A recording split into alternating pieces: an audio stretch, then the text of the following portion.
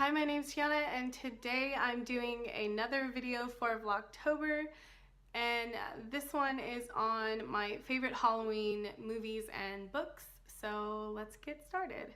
Okay, so I'm sharing today my favorite Halloween movies and books to read during this creepy season of October. Well, September, October, August, September, October if you're me. But this was kind of requested. A lot of people on Instagram kept asking for like my book favorites and my movie favorites, so this is for you. I hope you guys enjoy seeing what I really like reading around this season and watching around this season. So let's get into the books. Okay, so the first book that I love to read during this season is World War Z. My boyfriend got me into this book. It's such a cool, unique format. If you've seen the movie, it's kind of not really like that. It's totally different. It's basically told in a series of interviews of different people. It's like it told in retrospect. So like the zombie war is over, like the zombie apocalypse is over, and they're interviewing people and their experiences. And it's kind of told in like a documentary format. It's very creepy, very realistic. Yeah, very psychological. Love this one. Super awesome. Definitely check it out if you like wordy science fiction fantasy. The next one I wanted to share is one of Anne Rice's like lesser known books. She's kind of a weird author. Like if you're not into like, I don't know, a lot of sexual undertones in your fiction, then maybe it's not for you. But this one I really like. I don't know why it really stuck with me. I remember I got it, like my mom bought it for me, I think randomly, like in the mail. Like I don't know where she got it from. She just got it in the mail somehow and gave it to me to read. But Merrick is a witch in New Orleans, and it kind of feeds into the Anne Rice universe of vampires and the like, I think it's called like the council, or the people who basically keep records on all the paranormal vampires and witches and things.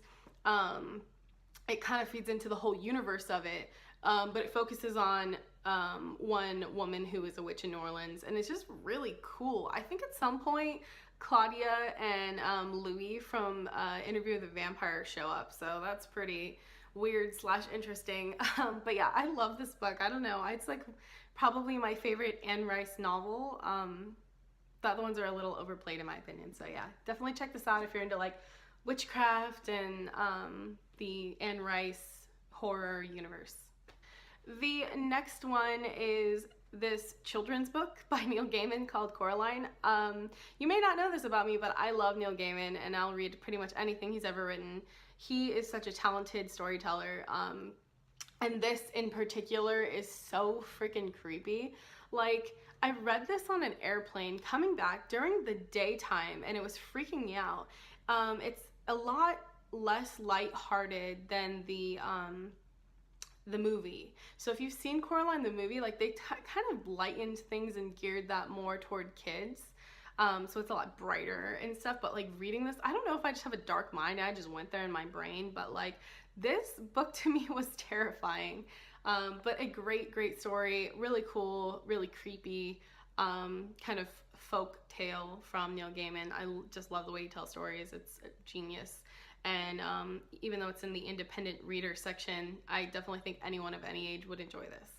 The next one I wanted to recommend is a series. I loaned out the first copy to my friend's daughter, and she's not given it back to me, so I'm pretty sure it's like lost in the ether. The title of that one is Tithe, so that's the first book. The one I'm going to show you is Valiant. This is the second book. And this is a series about fairies, but it's like urban fairies, so it's like fairies in the city and in the towns, and it's like creepy. I don't know, it's very steep with folklore and magic, and I don't know, I really love this because it's like a modern telling of fairy tales, so it's not so otherworldly that you would be confused. Like it's in the modern day world, and yeah, I just freaking love these. They're one of my favorite series, especially about fairies and fairy tales. Holly Black does it best in my opinion. This is a young adult series, so if you do go to the bookstore and you look for it, it might be in the young adult section, but if they don't carry it, I would check your used bookstore or Amazon, because it's a little older. I think it's from the early 2000s. I want to say like 2004 or 5 or something. I'm old. But yeah, this is an awesome book series, and totally enjoyable. And there's a lot of real life issues that come up in this book series that are kind of like, whoa, oh, you're talking about this, you know, amid the fairy story. So I thought that was pretty cool. The next book I wanted to share with you is one called Witch Child by Celia Reese. I believe this is young adult. It might be like high independent reader. God, I don't remember.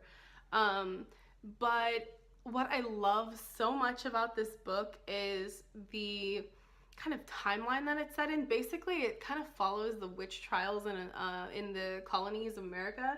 I'm not sure if it's specifically in Salem. I don't think it's in Salem, but she's basically going to be burned as a witch, and she actually is a witch, and she goes to escape into the woods, and she kind of joins like a Native American tribe, and she becomes one of them and like marries one of the god warriors or something.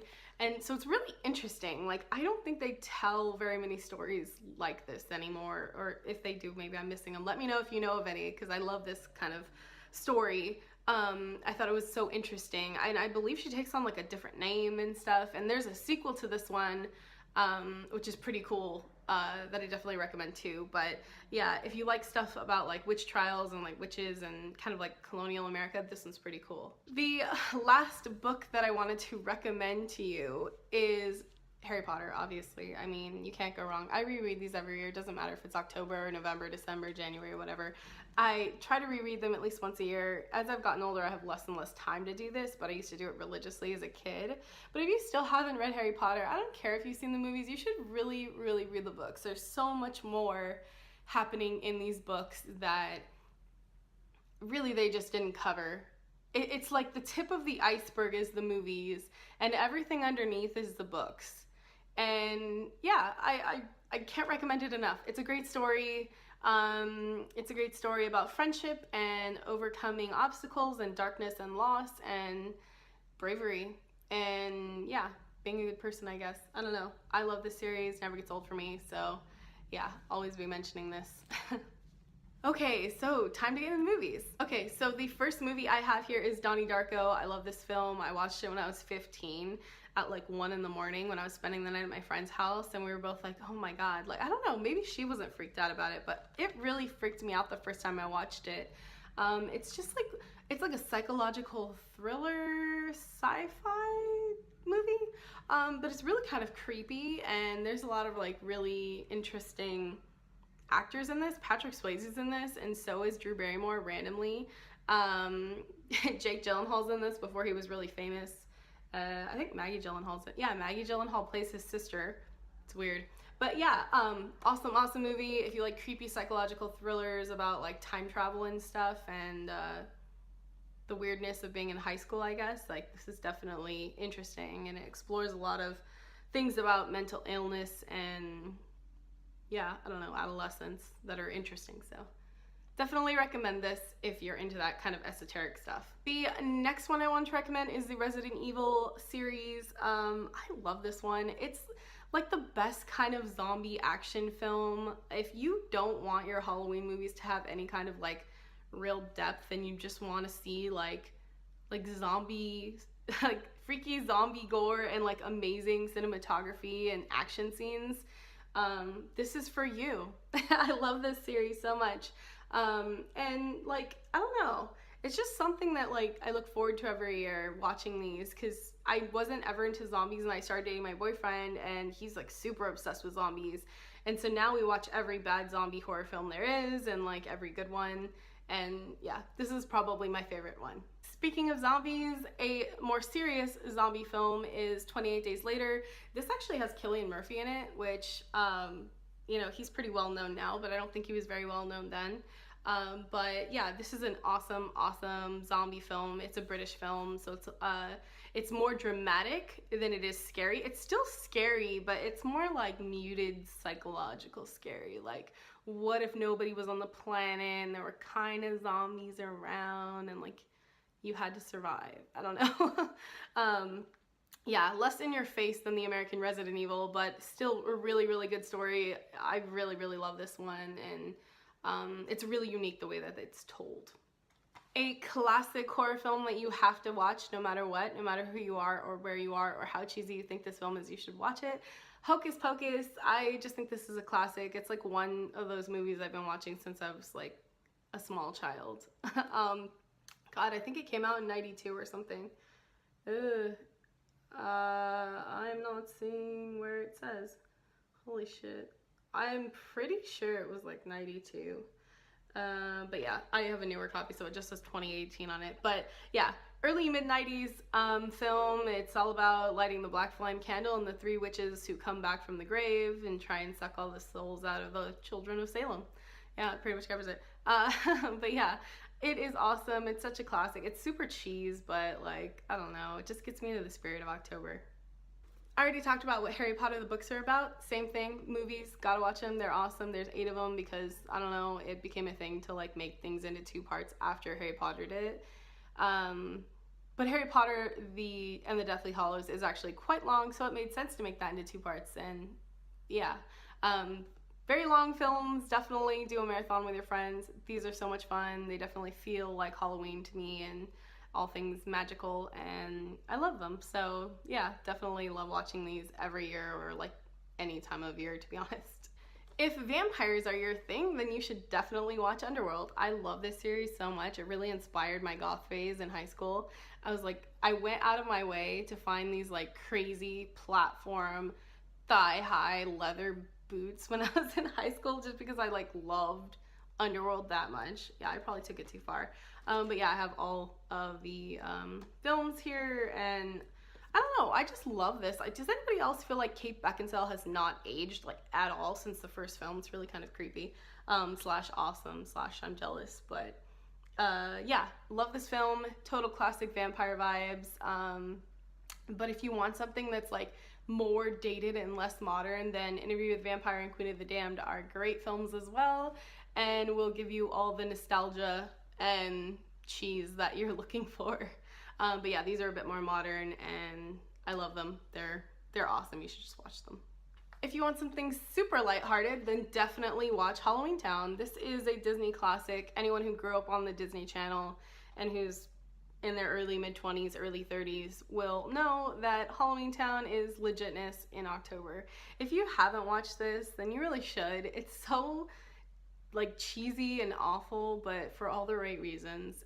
Basically, it's about this girl who finds out that she's a witch and her grandmother is from a place called Halloween Town, and that's where they go. And I don't want to give away too much, but yeah, I love this film and all of its terrible, terrible sequels. Of course, I recommended Coraline the book, so Coraline the movie is another great one. If you just can't bring yourself to pick up a book in October, then definitely watch Coraline the movie. It's a great one.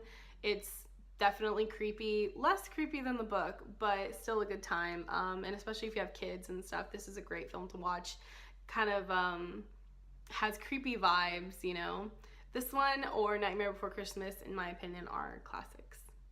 Speaking of classics and speaking of Tim Burton, not that Coraline's not directed by him, but what was I saying? Nightmare Before Christmas is. Corpse Bride. I love Corpse Bride. I love Nightmare Before Christmas too, but it's on this list because I don't know why. For some reason, I don't own it. And also, I was very obsessed with it as a 5-year-old when it first came out. And so I think I've just burned myself out on that film. I'll probably still watch it. Like, who am I kidding, right? You can watch that through Christmas. But yeah, you know, I'm less burnt out on Corpse Bride, so that's why that's on this list. This is basically about how the main character accidentally agrees to marry a dead girl. That's basically what it's about. It's a totally fun film. It's like pretty lighthearted. If you have kids, it's a great one, and if you just want something kind of quirky, then Tim Burton is definitely where it's at. If you like goth films of the early to mid-90s, then definitely watch The Crow. It's basically about how this guy and his wife were like, well, they're basically like, one of them was murdered and this guy comes back. I think he's dead too. God, I can't remember. Yeah, okay. Yes, they're both dead. God, it's been a while. Uh, but basically, him and his wife were murdered. He comes back from the dead to get revenge. That's what this is about. It's such a great 90s film. God, it's great. Yeah, total cult classic. If you like the gothic kind of scene and you're into dead people walking around getting revenge, then this is for you. This is the last zombie film, but it's probably one of my favorites if I'm looking for something lighthearted. This is Shaun of the Dead. It has Simon Pegg in it, and it's just a great film. Bill Nye's in it. He plays his stepdad. It's hilarious. It's basically about these two guys who are like kind of slackers, and they don't notice that the apocalypse has happened until it's already happened, and then kind of how they're surviving. It's hilarious. Edgar Wright is a genius director and writer with his timing is impeccable. Oh, it's so good. It's so funny. If you want something like hilarious but also Halloween themed, then this is for you. And the last one I wanted to recommend is a mini-series technically that came out on Sci-Fi a couple of years ago. I think it was like, 2009. 2009, so it's a little old, but it feels a little dated because it was like meant for TV, but it's awesome if you're a fan of Alice in Wonderland. This is like a retelling of Alice in Wonderland, and it's infinitely more creepy, but awesome, and the visual effects are really, really cool. So I definitely recommend this one if you've not seen it. Kathy Bates is in it, and she plays the evil Queen of Hearts or whatever, and it's so good. It's such a fun time. Probably not really appropriate for kids, but it doesn't have any like nudity or anything. Like they could watch it, but I don't think they would enjoy it or understand it. So yeah, definitely recommend this one. It's super awesome, and it's surprisingly one of the lesser known retellings of Alice in Wonderland. So yeah. Okay, so that is it for today's Vlogtober vlog. Let me know in the comments down below what you want to see next. I'm not really sure what to talk about. Like, I have all these topics in my brain, but I don't know if it's appropriate to talk about on here. So I would love to hear your ideas. So yeah, if you enjoyed this video, please give me a thumbs up. Subscribe to my channel for more awesome green beauty, lifestyle, wellness, and, you know, general joy, goodness, or whatever I decide to post on here. And let me know what you want the next vlog to be on. I'd love to hear from you. Hope you're having a good day. Thanks for watching, and I'll see you next time. Bye.